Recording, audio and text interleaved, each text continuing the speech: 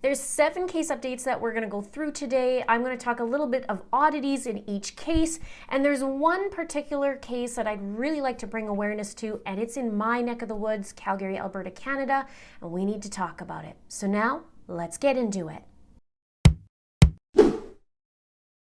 The first case is Rachel Morin case. You may have heard this case. Rachel was actually murdered on August 5th, so just over a month ago. She's a mom of 5 from Maryland, and she went out for a night of running or walking on the trail, and she never got out. She was found the next morning deceased, and she was found in a tunnel. Now, there's a suspect that they're currently looking for, and it's interesting because he's tied to a case way back out west in Los Angeles, California, and they haven't been able to find this guy. Now, there was a profiler named Pat Brown, and he talked about this. He said that this guy has psychopathic tendencies. He said he's narcissistic, he lacks empathy, he's manipulative, and is likely a pathological liar. They also talked about how he's extremely violent. Obviously, Rachel died of a pretty brutal death from what we are hearing in the news. But he's saying that, the profiler is saying that this guy must know somebody, being that it's in a small town where this happened to Rachel, and that he traveled from California and he's possibly staying with somebody, and says that he may live or work near the trail where Rachel was murdered. Now, this suspect is said to be between 5'9", 160 pounds, and of Hispanic descent. And they said that this suspect would obviously not be accountable for either at work or home sometime between 6 p.m. and dusk on Saturday, August 5th. Now, there has been ring camera footage, although it's blurry, it's tough. You could see he's kind of wearing, well, he is wearing a necklace, but it is really tough to see, and he doesn't show his face. And that was from the California case. Now, it said that detectives are traveling to Chicago, or they traveled to Chicago to follow up on a tip, although that's been hush-hush. Dog the Bounty Hunter is also involved, and Cece Moore, who's the genetic genealogist, weighs in on the genetic DNA evidence that they have from this suspect. But she's saying that there's some hurdles, because if he is of Hispanic descent, she's saying that it's going to be much more likely a difficult case. Now, what happens is when you get the DNA, you get it from the guy, and you're putting it into a database, what you're trying to do is basically see, well, what you will be doing is getting matches from cousins, which most likely is distant cousins, unless you hit the jackpot, and then it's going to be really easy to do. But if you get these distant cousins, then you're trying to go up the family tree. You're trying to go into the grandfather, the great-grandfather, or great-grandmother, all the way up, and then trying to connect where this distant cousin intersects. So what ancestor do you share? So Cece is saying if he is in fact Hispanic, they're going to have a challenge. They said that this is, more harder to solve because there's not so many in the database. She does say, though, one exception is Mexican American families whose presence in the U.S. goes back to the 1800s. It says, in addition, if the suspect is a recent immigrant, it's even less likely that they'll get a close match. If the suspect is an undocumented immigrant, the trail can go cold quickly. Now, another thing that's an obstacle is if he is Hispanic and they go looking in the trees and they're trying to connect the dots and figure out who's who at the zoo, the surnames, she said, is going to be a problem because many share the same surname, not necessarily that they're related. So there's an obstacle right there. And she says, she cited a European study and said that in Spain, 20% of people in the country have one of the 10 most common names or surnames. And now the FBI is involved in this. A reward up to $10,000 is being offered to, give up basically Rachel's murder. One of the things that I was thinking about too is interesting because they're trying to find this guy. They haven't been able to find him. They have his DNA. It's not hitting. Well, it's hitting so that he has DNA. They're able to get that, but they're not able to find out who the heck this guy is, which is interesting. As they're working on these trees, they're going to find out more and more. But one of the things that came to mind was, wonder if he's a twin, because there's Maryland, and then there's also California, which is, a lot across the country. However, people travel. I mean, this was happening, the last case was in April. People travel, it's a couple months apart, but I'm curious if that's a little wrench in the plans, because if he's a twin, it's going to be a lot harder. Now, from what I read, they can actually take that, because an identical twin will have the same DNA, right? You'll look like the same person, which would suck for the other twin if that's the case. But I was reading that they can actually start to decipher if it is a twin, and they can do more and more research, I guess, into it and figure out if it is a different twin. So tips can be emailed or called, and I'll put that in the description box below. Second case is Rex Heuermann and the Gilgo 4. This is interesting. There's a couple new updates on this. The authorities cannot directly connect Rex with a missing South Carolina woman. Her name's Julia Ann Bean. However, the FBI has now joined that investigation, and that's ongoing. No body has been found yet. One other thing is there's a 1989 disappearance and murder of a Carmen Vargas, and that's also being investigated as to maybe it being one of Rex's victims or one of his first ones. So the DA's office in Nassau County has confirmed her case is being re-examined by detectives. They're looking into Rex as being a potential suspect. And her remains were identified in 1992, but there's similarities to her case and to Rex's MO if he is, guilty of it. So he's allegedly an alleged murder. The similarities are she disappeared after getting into a dark truck, which Rex owned a dark truck. Her remains were found in a wooded area, approximately 30 feet from the west side of the Meadowbrook State Parkway in Freeport, New York. And we know that the Gilgo victims were found on Gilgo Beach. She was in her 20s, petite frame, 5'1" and 105 pounds, which is very similar also to his victims. They said that she was found with her legs bound by a cord and towel over her face and rope tied around her neck. And it's not mentioned in the news report it's saying in this, but her wrists were also found bound similarly to these victims. Her skull was also missing teeth, and her body was also found only a few minute drive from Rex's home. So makes sense while they're looking into it, and it sounds like there's a lot of things, so it'd be interesting to see how and what happens with that case. Also, there's numerous police departments across the United States that are combing through all these cold cases and missing persons to establish a link to Rex. We know Rex owned some timeshares as well, and he traveled, so who knows? I mean, this kind of guy doesn't just stop, right? Now, there's another thing, that there's a disgraced ex-police chief named James Burke. John Ray, who's one of the victim's lawyers, says that Rex and this disgraced police chief may have met on a gay cruising scene. So there's some bunch of stuff on this police chief, that he was recently arrested for exposing himself. He was initially charged with soliciting a male prostitute. I mean, it goes on. And then on to Rex's wife. She actually previously spoke with Melissa Moore, who we know as the daughter of the Happy Face Killer, and they were talking about remembering or replaying memories that had to do with Rex. And according to Melissa Moore, she said it appeared as though that the wife of Rex was dissecting her memories in search of red flags that she missed. And she says, that's just my observation, but when we were talking about our stories and our experiences, we were dissecting our stories, like what did we miss, why did we not see this, etc. And so there's been, in my last video, I talked about that as well with Melissa Moore. A lot of people were saying, she shouldn't have a GoFundMe because that was happening, and there was a lot of back and forth. And Asa, or I believe you pronounced it as Asa, the wife of Rex, she was saying that her house was destroyed by the search warrant. Now, a lawsuit has also been filed by the New York State Department of Labor because Rex underpaid his executive assistant, it was said, from 2017 to 2018.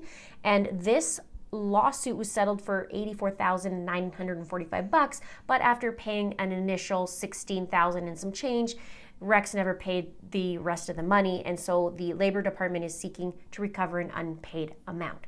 So we'll see what happens in this case, because there may be some more and more victims, and I'm pretty sure, you let me know what you think, but it sounds like there's going to be more and more. This guy doesn't just one and done, in my opinion. Now let's go to the next case. This happened in my neck of the woods in Calgary, Alberta, Canada. And this one is absolutely heartbreaking. It just happened a few days ago. An 18-year-old boy, his name is Danilo Glenn, or Danny, as I've seen people call him. He's 18 years old. He decided to go to a basketball court, played with a couple buddies the other day. And in fact, I think it was 4 days ago. And what happened was he was playing basketball, and the account says that two unknown guys who were in that 16 to 18-year-old range, and I will talk about what they look like in a minute, but they goaded him and his friends, Danny and his friends, to get into an altercation. And these guys pepper sprayed him, and they also stabbed him. And unfortunately, and tragically, Danny died. And so I got chills. It's really, really sad. It says that there were people who were there who witnessed this, obviously also the friends that were playing basketball, and that they're very, very traumatized by this, and rightly so. This young man just finished high school a couple months ago. He was set to go to school to learn welding, and he loved basketball and just wanted to go play basketball. It said that Danny was very excited about his future. He was a great person with great values and will be missed by many of his peers. He's a true friend who always held you accountable but wanted the best for everyone around him. And this is crazy because the police haven't even caught him yet, these two guys yet. It says the first suspect is thought to be between 16 and 18 years old. He was last seen wearing a navy blue zip-up hoodie with a thin black stripe across the chest, black pants and black shoes, and I'm sorry, it says the chest back, so the stripe, and black shoes. His hood was also up at the time of the incident. And the second suspect is also between 16 and 18, and police say that he's around 5'8" with a slim build, dark brown or black hair and brown eyes, and he was last seen wearing a light gray zip-up hoodie with a thin black line across the chest of the back, and black jeans, black shoes, and a rectangular Gucci fanny pack across his chest. So it sounds like the same type of zip-up hoodie. One was wearing a navy blue, the other one was wearing a light gray one, and this will be interesting with the Gucci fanny pack because, I mean, how many kids wear that? Maybe there's quite a few, but maybe not. Maybe he can get caught sooner than later or at least be questioned. Anyone with information can call 403-266-1234 or anonymously through Crime Stoppers. This is actually Calgary's 13th homicide of 2023. They're doing a vigil, I believe, at the time of this recording. It's going to be in a couple hours from now. There's a GoFundMe. I'm going to link that there. If you feel so inclined to donate, please donate there. It's to help the family. And just know that the family had terrible news finding out that Danny is gone. And they just wanted to play basketball. It's just getting brutal. And obviously these guys are up to no good, having bear spray and then stabbing the kid. And now I actually saw on the news they were releasing balloons in the air for Danny, and one of the boys there was crying, and it was heartbreaking. I'll leave a clip right here. Come on, Daddy, give me a sign that you're up there, bro. I love you, man. We'll never get to see your beautiful smile again, bro, but always live on in my head. Anything would help. If you'd like to donate, I appreciate it. Now let's go to Kouri Richins' case. I've done a few videos on her. She was the woman who allegedly poisoned her husband while he was in bed, and she gave him a poison cocktail and then wrote a children's book about it. And she had numerous money problems. She had a mansion she bought. She had insurance put on her husband and also her children, multiple, it was said. In the last hearing that she was at, she was acting like Lori Daybell, in my opinion, and many other people's opinion. She was laughing, there was all kinds of stuff going on, and even some stuff from her lawyer. But in this one, she was actually in a recent court hearing, and she was, I guess she had a very different demeanor. She wasn't as perky, she was more defeated, I would say, in her demeanor. There was a time where she was rolling her eyes and looking up, but pretty much she had a very different demeanor than before. Her defense attorney, her name's Sky Lazara, and she said that she needed more time to go through the documents because there's so much to prepare for this preliminary hearing. In fact, she didn't want the preliminary hearing set. She wanted to go through like a status hearing and then set the preliminary. She did have a snarky remark about the prosecution having 18 months to look at everything, and she said she has a lot. It's it's voluminous, like we usually hear from a lot of these court cases. But Kouri just looked a lot more timid, and the smirks and laughs are gone. Now, her multi-million-dollar mansion, which I just mentioned, that's up for sale and is listed for $3.5 million. And if it sells, the funds from this house can be put in a trust for her children. And it had a rule called the Slayer Rule that doesn't allow her, if she is responsible for her husband's death, that she can't benefit from him. So it says there's a possibility that Kouri could have access to the funds and could use it for legal fees, investigations, but it's likely that if the property sells, there will be a battle between Kouri and Eric's family for the proceeds, and that's what's going on too. Eric's family has seen the dark side of Kouri, let's just say, and there's been a feud. And a lot of things happened. It was reported that there was a party within the 24 hours that her husband died, a lot like Lori Daybell as well. So we're going to keep an eye on this case. I mean, let's see what ends up happening. It was scary, though, from what I saw with the book and Kouri's actions. You got to wonder if her kids weren't next, especially with those multiple insurance policies on her kids. And Eric's sister actually was talking about these multiple insurance policies in court. So we'll keep an eye on that. Now let's get to Brian Kohberger, because there's some weird stuff in here too. Ann Taylor is the representation for Brian, and she's accusing the FBI in harassing genetic genealogy witness Gabriela Vargas that testified in this recent hearing that they had.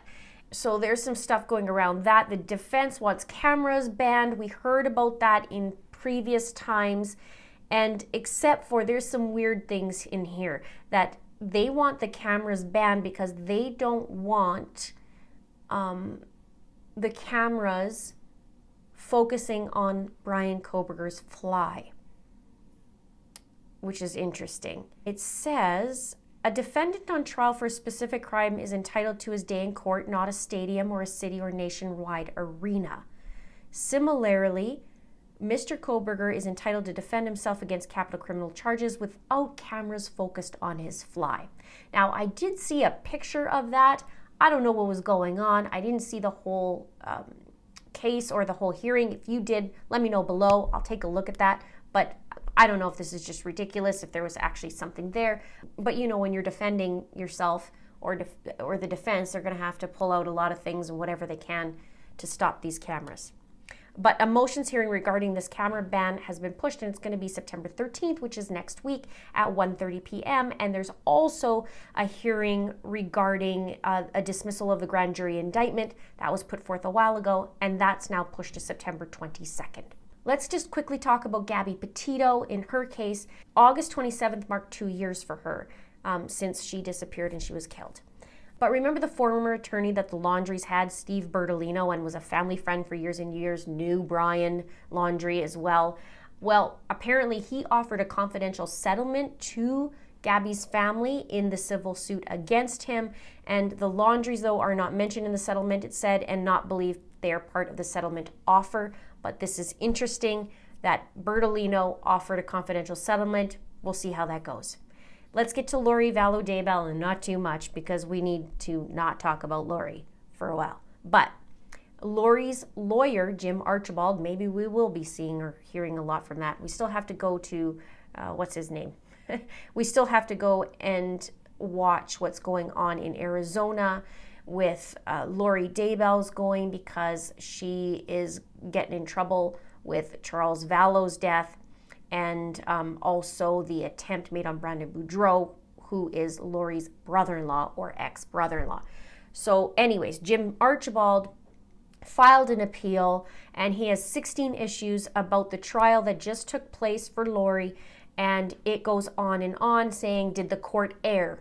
And there's a list of 16 things. It's basically talking about Lori's mental capacity. Did they err in that she was competent to stand trial? Did they err on the defense experts requesting to send the defendant back to the mental hospital rather than proceed to trial? Where there was a denial of that. Also, was the defendant's constitutional statutory right to a speedy trial violated? We heard the judge talk about that over and over, that he's well aware about the statutes and for speedy trial, blah, blah, blah, with Lori. It keeps going in here, basically talking about, did the court err in denying defense challenges for cause of trial jurors due to the bias or hardship during jury selection? Did the government commit fundamental reversible error in its opening statements? It keeps going. There's a lot of things in here. Basically, they're pulling out whatever they can. Did the court err in allowing the government to amend the grand jury indictment 2 years after the indictment was filed without sending the case back to the grand jury? Did the court err in allowing the jury to hear statements of co-conspirators, but then rule in jury instructions that the government need not prove those persons were part of the conspiracy?